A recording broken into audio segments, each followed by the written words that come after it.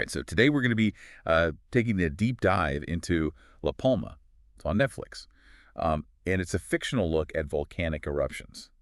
But the thing that makes it even more interesting, I think, is that it's set on this beautiful volcanic island. You know, the kind of place you see on a travel brochure. Right. And so that contrast between this idyllic setting and this impending disaster, it's really striking. Yeah, absolutely. We've got excerpts and some reviews to work with. So by the end of this, you'll understand not only the science behind volcanoes, but also we'll look at the human drama that unfolds when paradise is threatened. And it really is a drama on multiple levels. You've got the immediate, visceral threat of the eruption itself.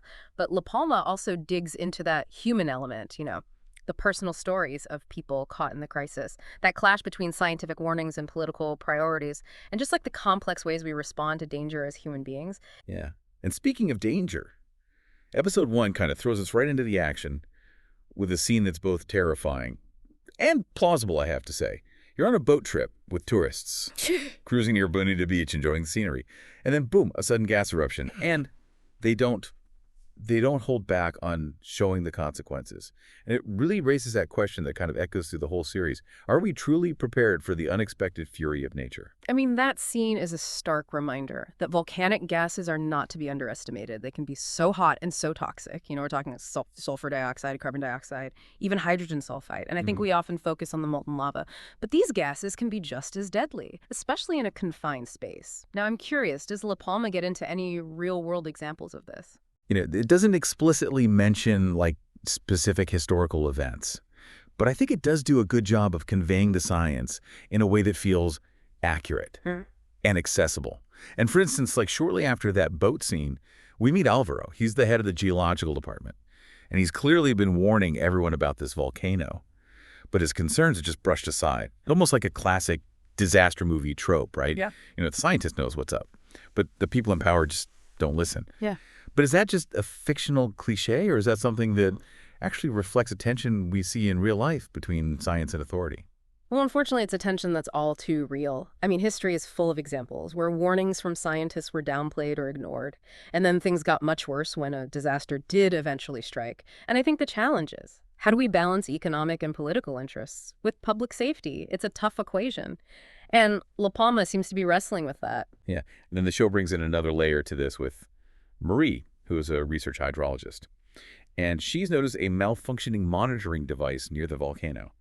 Now, I know I wouldn't be rushing toward a potentially erupting volcano, but she and her colleague Hawker, they get straight into the danger zone. Talk about dedication to your work. So they end up discovering this massive gap inside a cave near the volcano, and they suspect it extends to the surface.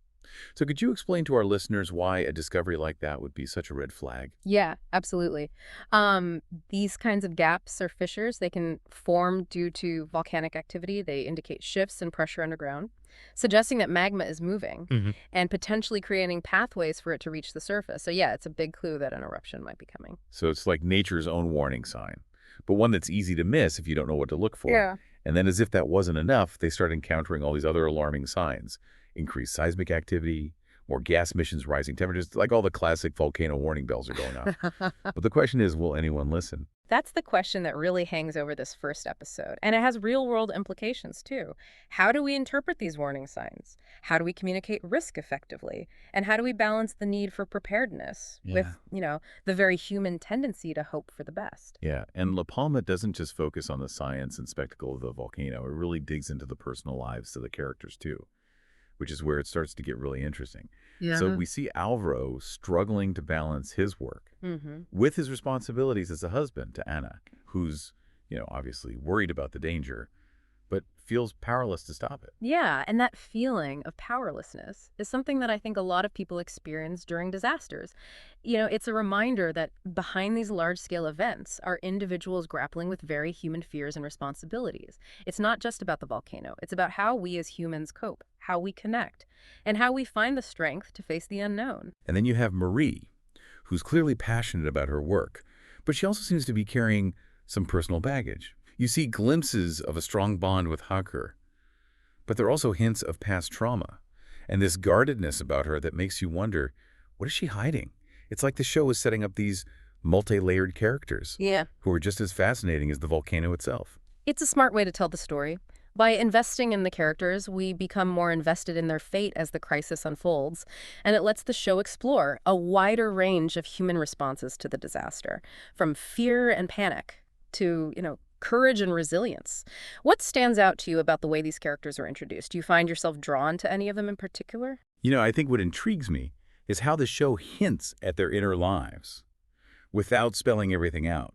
So, for example, Alvaro's dedication to his work is admirable, but you also sense that strain it's putting on his marriage.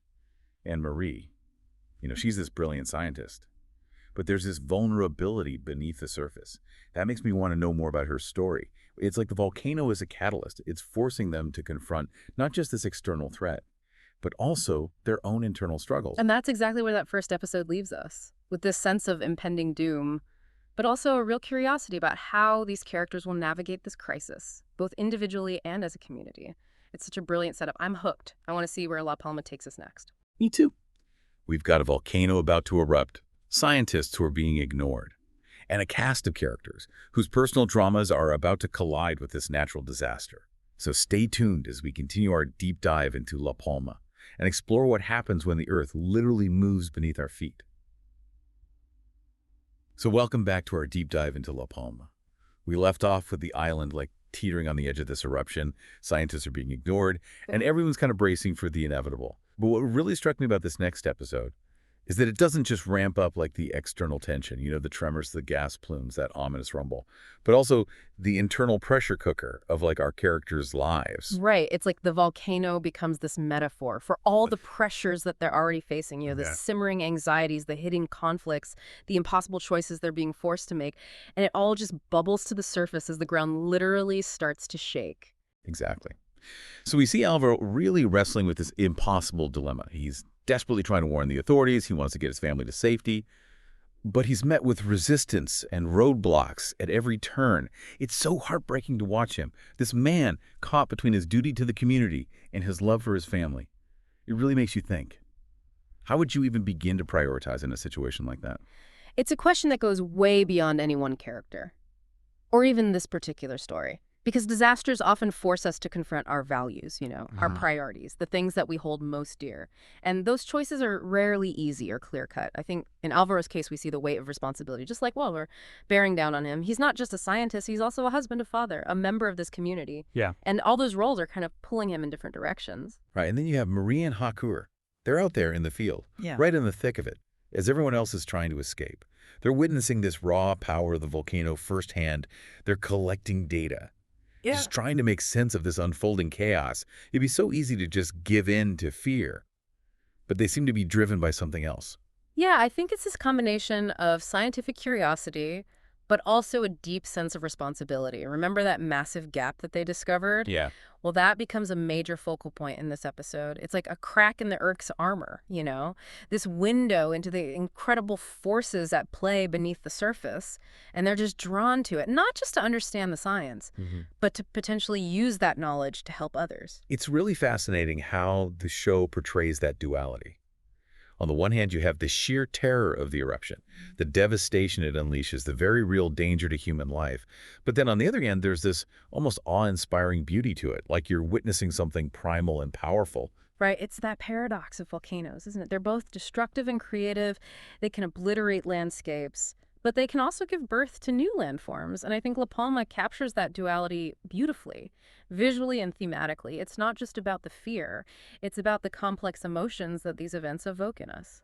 Yeah, and speaking of complex emotions, I was really struck by how La Palma shows the different ways that the islanders respond. Some are just paralyzed by fear. Some actually become surprisingly resourceful, and then others descend into chaos and looting.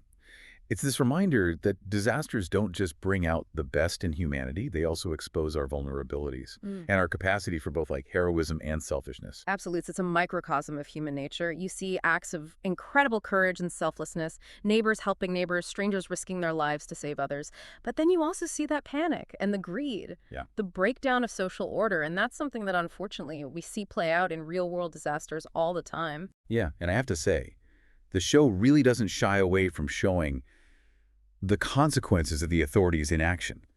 That delayed response, prioritizing economic interests over safety, it all comes back to haunt them as the island descends into chaos. It's such a stark reminder of how important it is to heed scientific warnings and to have a solid disaster preparedness plan in place. Yeah, it's a cautionary tale for sure, but unfortunately it's one that's all too familiar. We've seen similar scenarios play out in real life, where governments or organizations downplay the risks, delay taking action, and then they have to deal with the fallout when disaster strikes. And it raises some big questions, doesn't it, about who we trust, how we prepare, and ultimately what responsibility we bear for our own safety and the safety of our communities. It really makes you think, what would you do in a similar situation? Would you trust the authorities? Would you have a plan? Would you be able to stay calm and rational in the face of that kind of overwhelming chaos? Those are good questions to think about. Because while La Palma is a fictional story, the themes it explores are very real. The power of nature, the fragility of human life, the choices we make in times of crisis. These are all universal experiences that go beyond any one story or setting. And as we reach the climax of this episode, we're really left with this sense of both dread and anticipation. The eruption is in full swing, the island is in total chaos, our characters are scattered and fighting for survival. It's a real cliffhanger. It leaves you breathless and wondering who will make it through the night, and what does the future hold for those who do. And that's where we'll pause for now. The stage is set for a really dramatic resolution, and we'll delve into all of that in the final part of our deep dive. So stay tuned as we explore the aftermath of the eruption and the lessons that La Palma offers about resilience and recovery and the enduring power of the human spirit. Welcome back to our deep dive into La Palma. So we left off with the island like engulfed in this fiery chaos.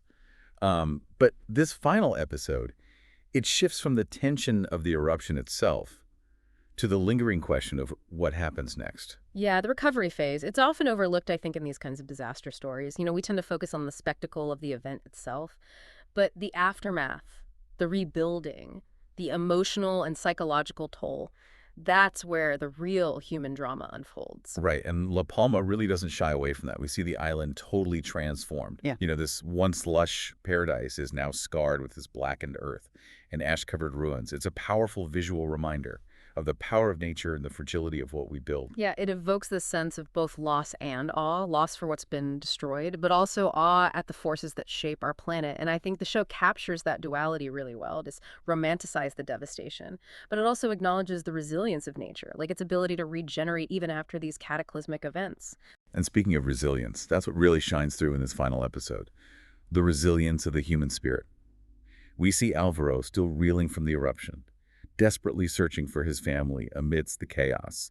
It's really a testament to the power of love and the lengths that we'll go to protect those we care about. It's like this primal instinct, isn't it? That drive to protect our family, to ensure their survival.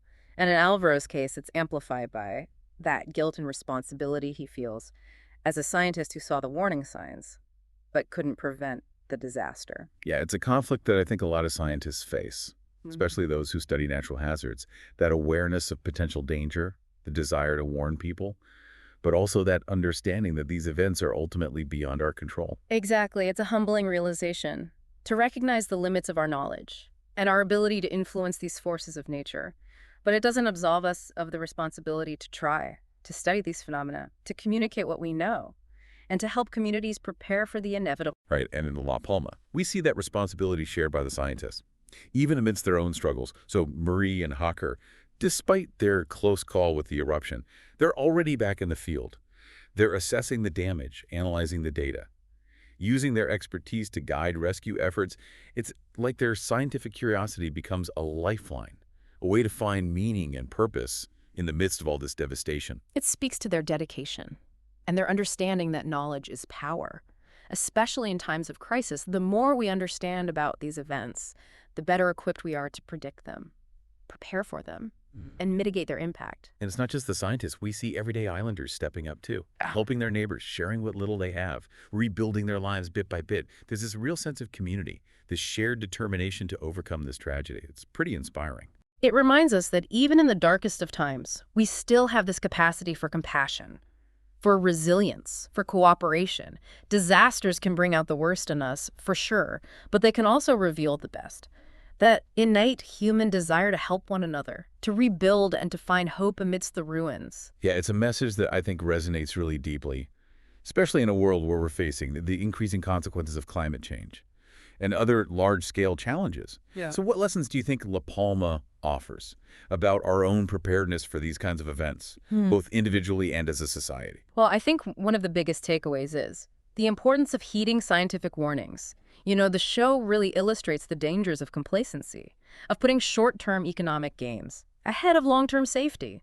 It's a cautionary tale that we should all pay attention to. Absolutely. It also highlights the need for strong community bonds and a willingness to support each other in times of crisis. Individual preparedness is crucial, of course, but it's that collective effort, the coming together as a community, that truly makes a difference. And at the end of the day, I think La Palma reminds us of the power of the human spirit, to adapt, to overcome, and to find meaning even when faced with profound loss.